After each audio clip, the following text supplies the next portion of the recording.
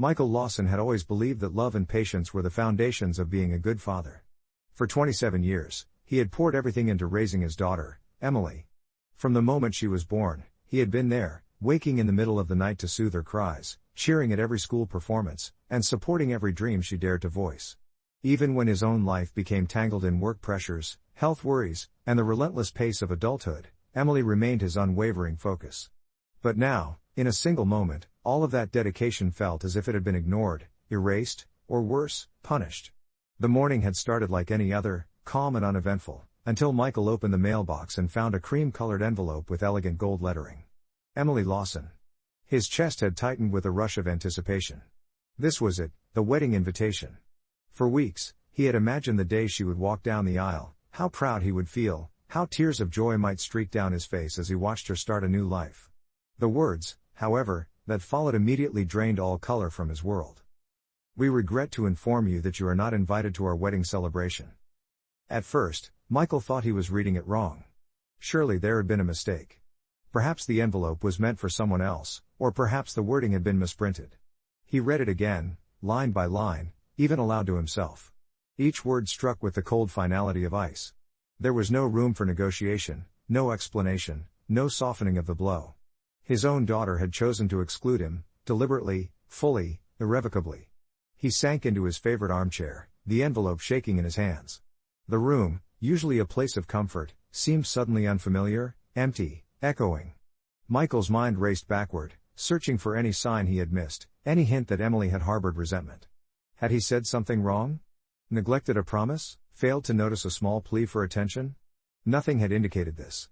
She had been kind, polite, even affectionate during their last phone conversation. And yet, this cold exclusion, stood in stark contrast to the image he had carried in his heart.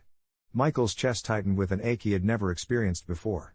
The betrayal cut deeper than any argument or insult ever could because it came from the one person he had devoted his entire life to. It wasn't about the wedding itself, he realized.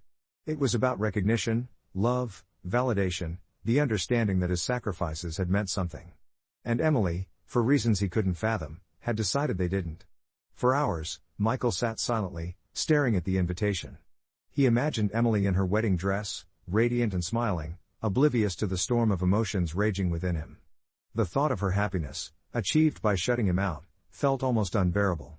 Yet, beneath the sorrow, a new sensation began to emerge, subtle at first, like a spark in the dark, but growing steadily into something he could not ignore, a desire for justice. Not violence, not malice, but a reckoning of sorts. A way to make her understand the weight of exclusion, the pain of being left out. He recoiled at the thought immediately. He was not a vindictive man, he had always prided himself on patience, empathy, and integrity. Yet the human heart is not always rational. The desire for acknowledgement, for emotional balance, for someone to truly see the hurt they have caused, had a power of its own. Michael felt the tension building in his chest, the tug-of-war between morality and raw emotion. He considered, fleetingly, small actions, subtle, harmless interventions that could disrupt the perfection of the wedding without harming anyone. Perhaps a delayed flower delivery, a minor scheduling hiccup, an overlooked detail, nothing dangerous, nothing cruel, only a reminder that every action carries consequences. Yet even this idea troubled him. Was he stooping to the same pettiness that had hurt him? Could subtle interference bring satisfaction, or would it corrode him from within, leaving bitterness in its place? Night fell, and Michael still sat in silence. The golden light of dusk filtered through the blinds, casting long shadows across the room. The envelope remained unopened in his lap, yet he could feel its weight in every nerve, every heartbeat. Memories flooded in, Emily's laughter, her first steps, the late-night talks, the quiet moments of trust and affection. Each recollection intensified the pain, yet also reminded him of the depth of their bond, a bond that, even fractured, still mattered. He realized that this was no longer simply about the wedding. It was about respect, acknowledgement, and understanding. It was about the fundamental human desire to be seen by those we love most. And Michael understood, with a clarity that startled him, that the journey ahead would test not only his love for Emily but his own sense of self. Would he allow anger to define him, or could he navigate the treacherous waters of betrayal without losing his moral compass? The hours stretched on, filled with thought, reflection, and the relentless churn of emotion. Michael's mind oscillated between despair and a strange, quiet determination. He would observe. He would wait. He would plan, not for destruction, not for malice, but for understanding, for balance. The story of Emily's wedding, of exclusion, of betrayal, would not simply end here. It had begun something deeper, something transformative within him, forcing him to confront the fragility of trust, the intensity of love, and the consequences of human choices. By the time midnight approached, Michael made a silent vow: he would not act impulsively. He would not allow the raw sting of exclusion to cloud his judgment. He would consider every move carefully, weighing the cost, the impact, and the ultimate lesson. For in this moment of betrayal, he understood that revenge, if it ever came, was not about satisfaction. It was about truth, about consequence, and about the preservation of dignity in a world where even the closest bonds could be tested. And so, in the quiet of the night, Michael Lawson began the long, complex journey of navigating the pain of rejection, the temptation of subtle retribution, and the ultimate search for understanding and reconciliation. The wedding would come, Emily would celebrate, and Michael would watch, not with resignation, but with the growing awareness that the choices he made next could define the remainder of his life. The days that followed the receipt of Emily's wedding invitation were some of the loneliest of Michael Lawson's life. He went through the motions of daily existence, but nothing felt real. Work, meals, television, all of it was hollow, background noise to the storm that churned in his chest. He had always believed that love was unconditional, that family bonds were sacred and unbreakable. And yet here he was, facing the undeniable fact that his daughter, his own flesh and blood, had chosen to exclude him from one of the most important moments of her life. Michael's mind could not settle. Each morning, he awoke with a knot in his stomach. Each evening, he fell asleep with a heaviness pressing on his chest. He replayed every conversation, every interaction with Emily over the past year, scrutinizing his words and actions for a misstep, an offense, something, anything, that could explain why she had made this decision. He found none. She had been polite, affectionate, caring even. Nothing had hinted at this drastic choice. And that, he realized, made the betrayal even more profound. Yet within the sorrow, a new emotion began to emerge. It started as a whisper in the back of his mind, a dangerous and exhilarating thought: if she can shut me out, perhaps she needs to understand what it feels like to be denied, to be ignored, to be made invisible. At first, he recoiled. He was not a vindictive man. He had never sought to punish anyone for mistakes, and he had always believed that love required forgiveness. But the whisper persisted, growing louder with each passing day, feeding off the pain and humiliation that he could not seem to escape. Michael began to consider possibilities. He would not, could not, ruin Emily's wedding.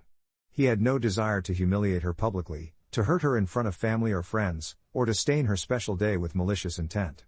But subtle, harmless disruptions. Perhaps there could be a way.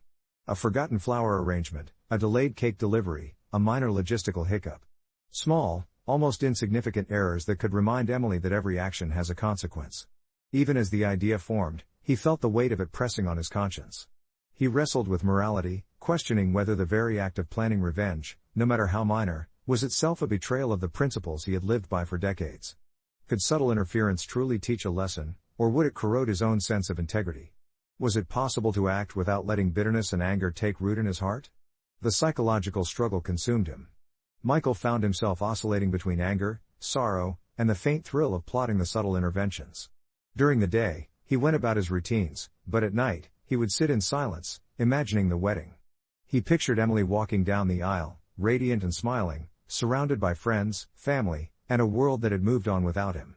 He imagined the moment she realized she had excluded him, the absence of his presence glaring like a shadow in the midst of celebration. Every scenario he imagined made his heart ache in different ways. Sometimes he saw her eyes widen in guilt, and a small, fleeting satisfaction surfaced, quickly suppressed by an immediate wave of regret.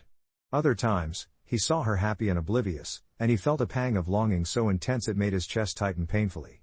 Michael realized that the desire for revenge was not straightforward. It was messy, conflicted, and intertwined with his profound love for Emily. In this period, Michael became obsessed with every detail he could uncover about the wedding.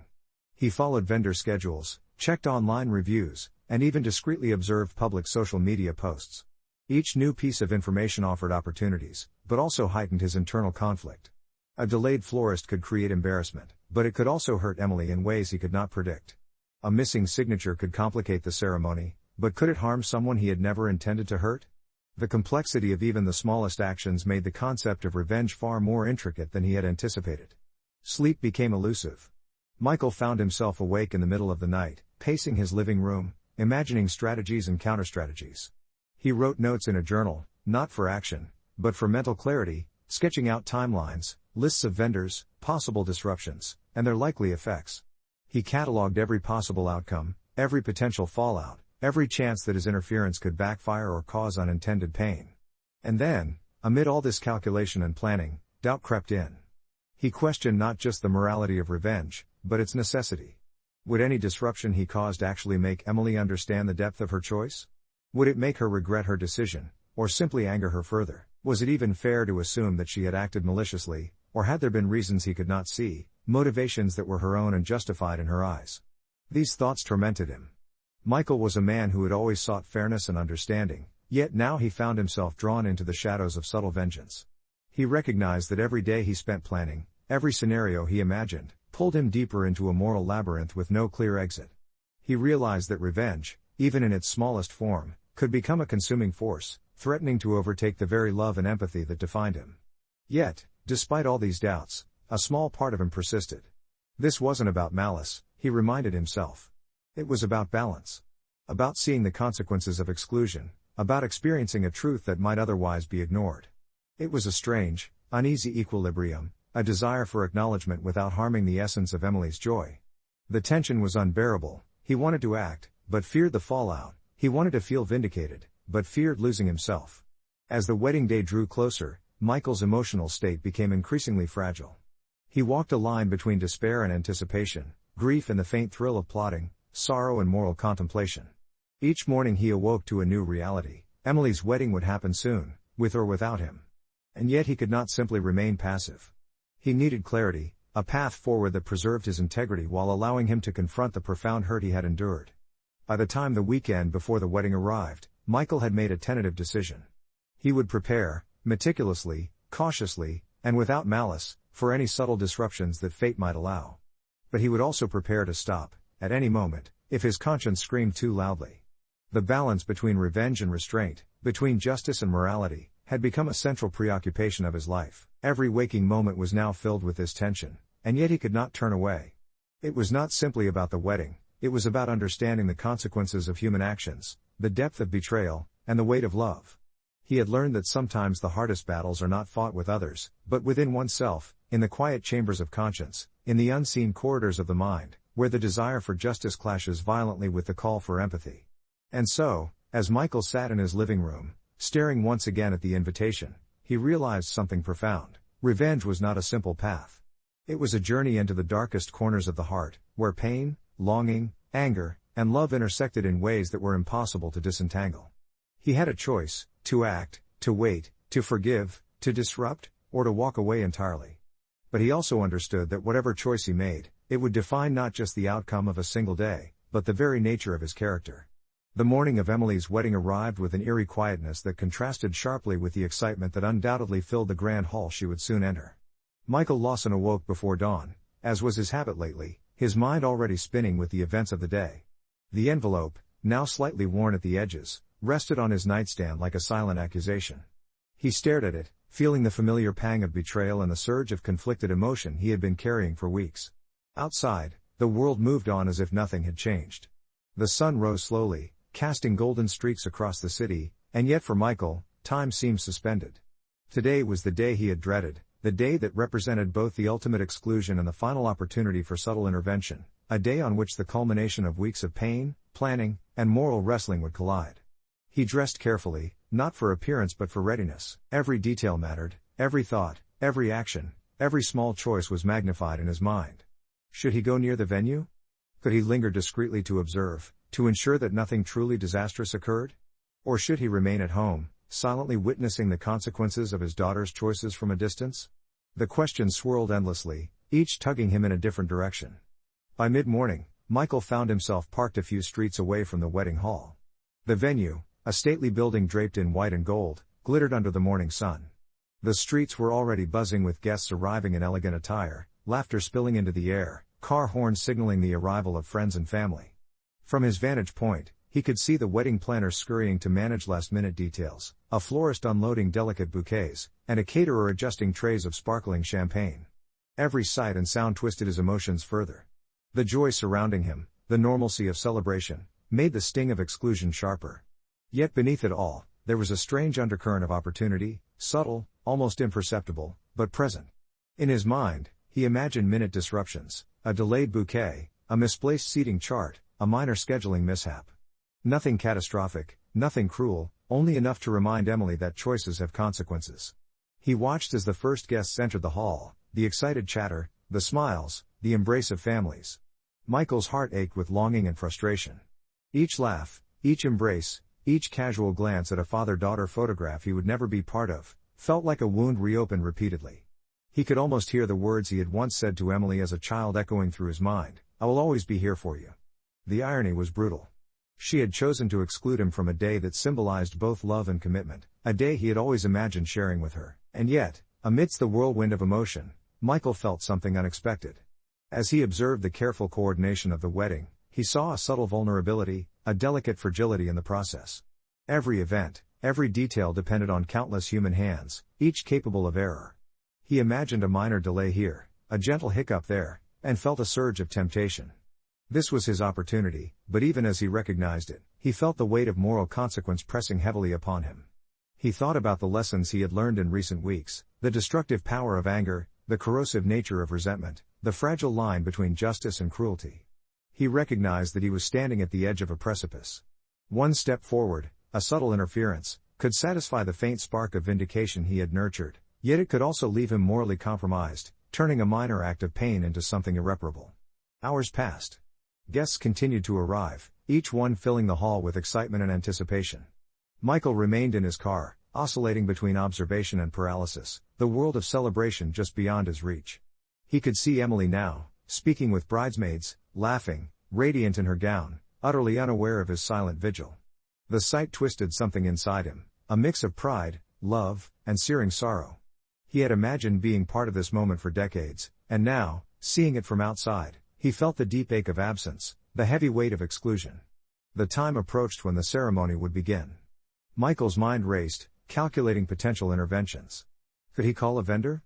Could he send a polite, innocuous message that might cause a delay? Could he quietly alert someone to a minor oversight that would ripple into inconvenience?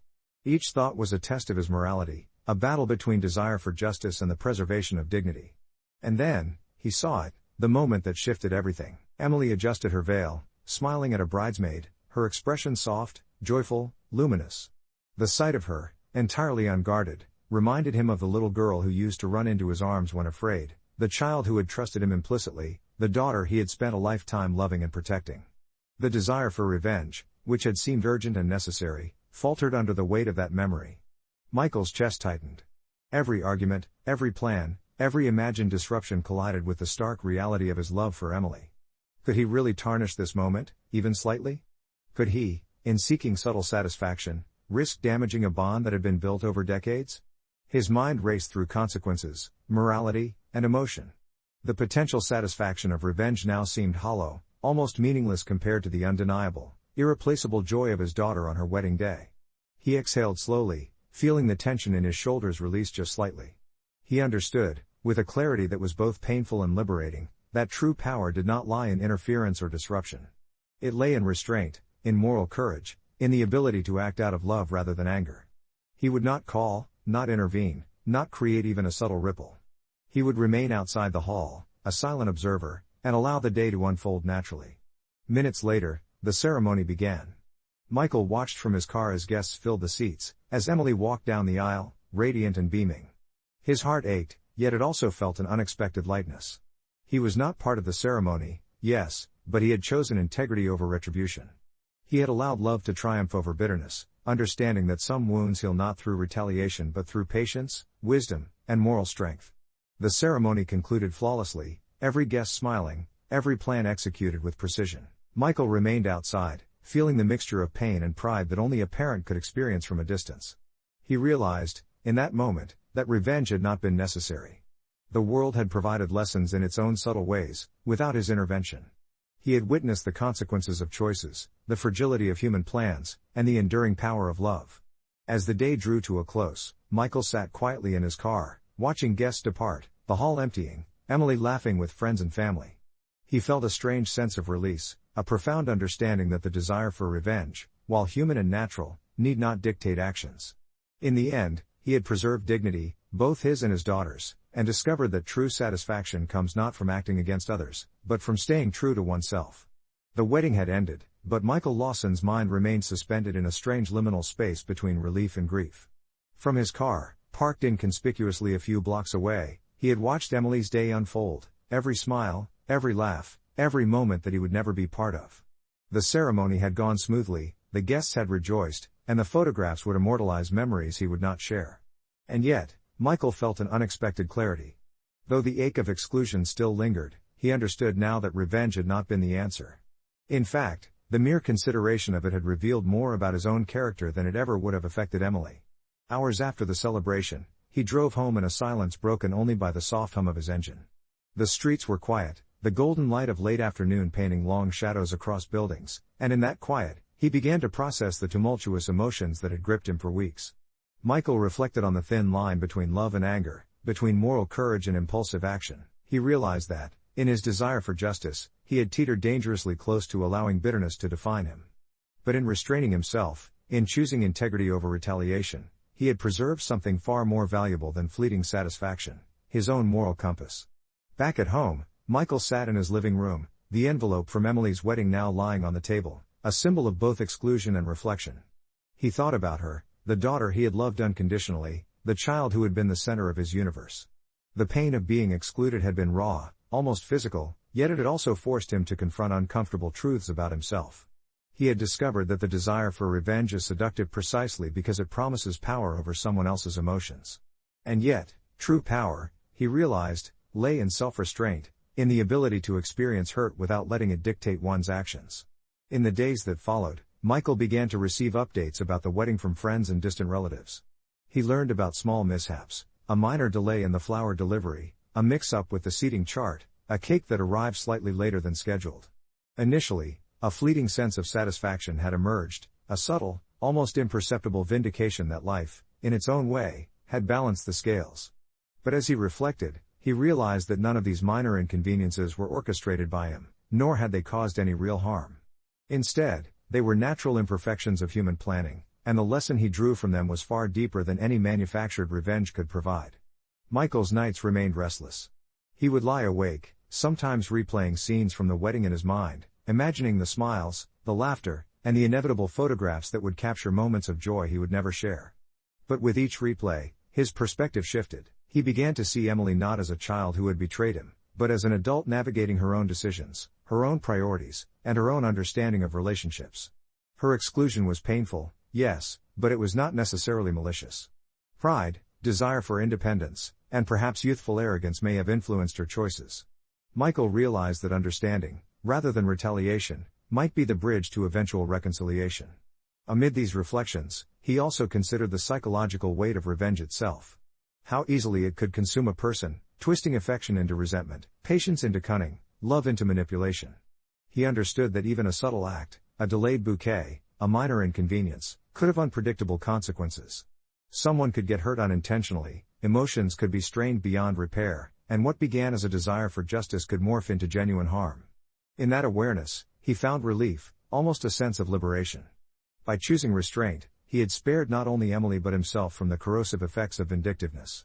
Yet the emotional struggle was far from over. Michael still wrestled with feelings of invisibility, grief, and the subtle sting of being sidelined in his daughter's life. He acknowledged that the healing process would be gradual. Trust, once strained or broken, takes time to restore, and absence, even if temporary, leaves scars. But Michael felt a quiet strength forming, the knowledge that he had acted with integrity, that he had resisted the seductive pull of revenge, and that his love for Emily remained unwavering despite the hurt. Weeks later, Michael received a call from a mutual friend who had attended the wedding. The voice on the other end was casual, almost light-hearted, sharing anecdotes about the ceremony, the guests, and Emily's radiant smile. Michael listened attentively, absorbing the details, feeling the familiar ache of exclusion, but also a deep sense of relief. Life had moved forward, Emily had celebrated, and yet he had remained true to his principles. The stories from the wedding, the small imperfections, the human moments, all reinforced the idea that the world has its own balance, independent of our desires for control or retribution. Over time, Michael began to find small ways to reconnect with Emily without forcing the issue. He sent her messages of love, small notes that celebrated her achievements, and reminders that he was present, even if physically absent. He did not demand recognition or seek apologies, he simply affirmed his commitment, his presence, and his enduring affection. Slowly, he sensed that Emily, too, might begin to recognize the consequences of her choices, not through punishment, but through reflection and awareness. One evening, as he sat by his window watching the city lights twinkle in the distance, Michael reflected on the lessons he had learned. He understood now that revenge is rarely satisfying. It offers the illusion of power but often leaves a hollow, bitter residue. True satisfaction, he realized, lies in understanding, moral courage, and the ability to maintain dignity and love even when wronged. By choosing to observe rather than interfere, to restrain rather than react, he had discovered a strength far greater than any fleeting gratification revenge could provide. Michael's emotional landscape remained complex. He experienced sorrow for his absence, longing for moments he would never share, and subtle frustration at Emily's choices. But interwoven with these emotions was a deep sense of moral clarity and emotional growth. He had confronted the temptation for revenge and emerged not unscathed, but stronger, wiser, and more compassionate. He had seen firsthand how love and restraint can coexist with hurt and betrayal, forming the foundation for eventual healing and understanding. And so, the aftermath of Emily's wedding became, for Michael, a period of profound introspection. He had learned that human relationships are delicate, that exclusion can wound deeply, but that integrity and moral courage offer a pathway through pain that revenge never could. In the quiet of his home, amidst the lingering memories of a day he would never attend, Michael found a surprising sense of peace. He realized that sometimes the greatest acts of love are not those performed for recognition, but those carried out in silence, in restraint, and in the unwavering commitment to doing what is right. Weeks turned into months after Emily's wedding, and Michael Lawson's life settled into a quiet rhythm that was both familiar and strangely altered. The house felt emptier than before, yet there was a new space in his heart, a mixture of acceptance, lingering sorrow, and the slow emergence of understanding. He went through his days with the careful mindfulness he had cultivated during the wedding ordeal, carrying the lessons learned, and embracing a perspective that was at once painful and liberating. The first sign of change came unexpectedly one evening. Michael was sitting in his study, a cup of tea in hand, reviewing old photographs of Emily as a child, when his phone rang. The caller ID displayed a number he did not recognize. For a moment, he hesitated, fear and uncertainty mingled in his chest, but then he answered. "Dad?" The voice was hesitant, soft, carrying a mixture of nervousness and vulnerability that immediately pierced his heart. It was Emily. For a long moment, neither spoke. Michael could hear the faint hum of background noise, the sound of life moving on the other end of the line, and yet there was an intimacy in that hesitation, a bridge being cautiously built across the months of distance. I wanted to call," she finally said. "I know I hurt you. I didn't think. I thought I was doing what was best. But I see now that I was wrong." Michael felt an unexpected surge of emotion. Relief, tenderness, and the subtle ache of wounds still not fully healed intertwined in his chest. He remained quiet, listening, allowing her words to flow without interruption. He did not need to speak immediately, he knew the power of patience, the value of restraint, and the profound effect of letting someone find their own understanding. "It wasn't easy for me either," Michael finally said, his voice steady but warm. "I was hurt, Emily. I felt invisible, excluded, and I won't lie. I struggled with anger. But I realized something important: revenge wouldn't have helped either of us. It would have only created more pain." There was silence on the other end, filled only with the quiet sound of a deep breath. Then Emily spoke, her tone slightly trembling, yet earnest. "I understand, Dad. I've been thinking a lot about it. About us. About my choices. I was stubborn, proud, and I didn't see how much it would hurt you. I miss you."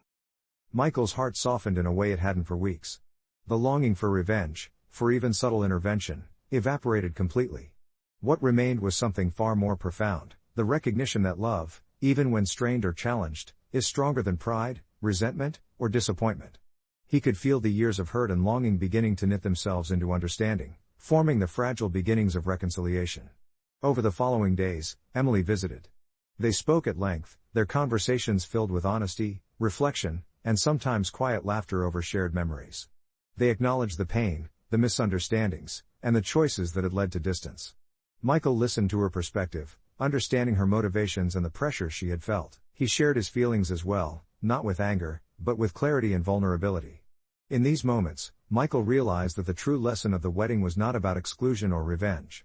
It was about human imperfection, about the fragility of relationships, and about the power of moral courage. By choosing restraint, he had preserved the integrity of his love and maintained a bridge toward reconciliation. Had he acted on the temptation of revenge, even subtly, he might have caused harm that could never be repaired. Instead, he had allowed life's natural consequences and reflection to teach the lesson Emily now understood, that choices carry weight, and that the bonds of family are both precious and delicate.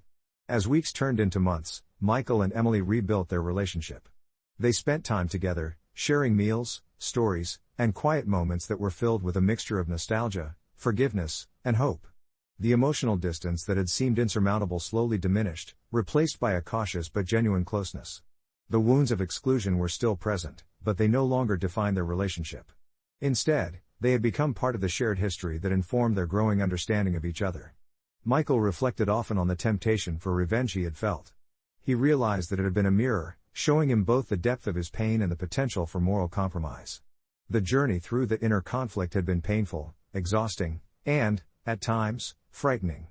But it had also revealed his capacity for patience, empathy, and wisdom. He understood now that revenge rarely produces satisfaction, that it often creates more pain than it alleviates, and that the true measure of strength lies in restraint and compassion. Emily, too, seemed transformed. The experience of facing the consequences of her decisions, of hearing the honest reflections of her father, and of rebuilding trust had given her a newfound appreciation for family, for love, and for the importance of humility and understanding.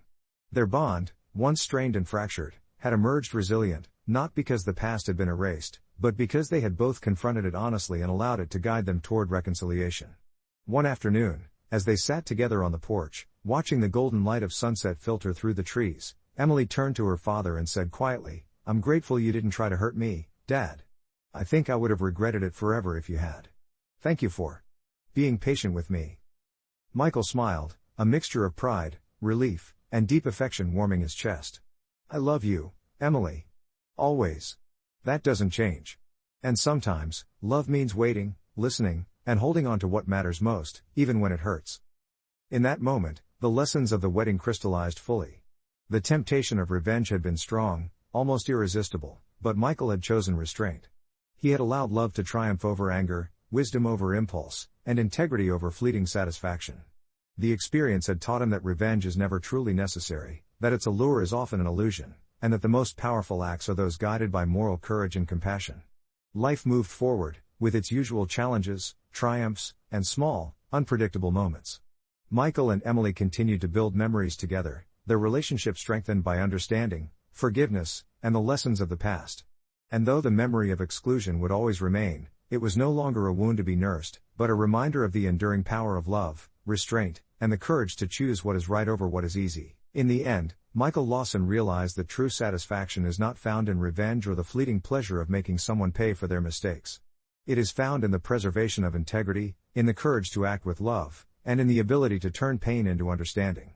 And as he watched his daughter laugh, genuinely and freely, he knew that the greatest triumph of all had been the choice to let go, to forgive, and to allow life itself to teach the lessons that neither anger nor resentment ever could.